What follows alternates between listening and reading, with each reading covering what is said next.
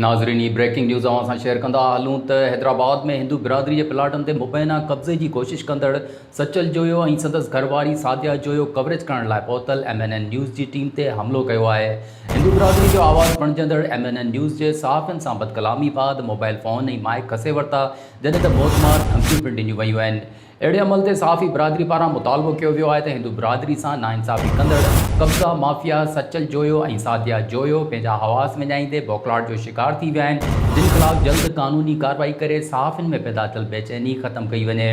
वाज़े रहे त रहमान हेवन जी इम्यूनिटी प्लाट ते स्कूल जी आड़ में अॾजंदड़ 7 मंज़िला इमारत खे सिंध बिल्डिंग कंट्रोल अथॉरिटी पिणु गैर क़ानूनी करार ॾेई छॾियो आहे, जॾहिं त भिटाई नगर में 3 सालनि खां रहंदड़ हिंदू बिरादरी जे घरनि ऐं प्लाटनि ते कब्ज़ो कयो पियो वञे। ॿिए तरफ़ इलाइक़े वासियुनि जो चवणु आहे त रहमान हेवन जी स्कीम अंदरि ठहंदड़ इमारत जा रस्ता भिटाई नगर मां कीअं हासिल करे सघनि था, जॾहिं त इहे ॿई स्कीमूं अलॻि आहिनि। ही अहम ख़बर अवां सां भेरो ॿीहर शेयर कंदा हलूं त हैदराबाद में हिंदू बिरादरी जे प्लाटनि ते मुबैना कब्ज़े की कोशिश कंदड़ सचल जोयो ऐं संदसि घरवारी सादिया जोयो कवरेज करण लाइ पहुतल MNN न्यूज़ की टीम ते हमलो कयो आहे। हिंदू बिरादरी जो आवाज़ बणजंदड़ MNN न्यूज़ के सहाफ़ियुनि सां बदकलामी बाद मोबाइल फ़ोन ऐं माइक खसे वरिता, जॾहिं त मौतमार धमकियूं पिणु ॾिनियूं वयूं आहिनि। अहिड़े अमल ते सहाफ़ी बिरादरी पारां मुतालबो कयो वियो आहे त हिंदू बिरादरी सां नाइंसाफ़ी कंदड़ कब्ज़ा माफ़िया सचल जोयो ऐं सादिया जोयो पंहिंजा हवास विञाईंदे बौखलाहट जो शिकार थी विया आहिनि, जिन ख़िलाफ़ जल्द कानूनी कार्रवाई करे सहाफ़ियुनि में पैदा थियल बेचैनी ख़त्म कई वञे।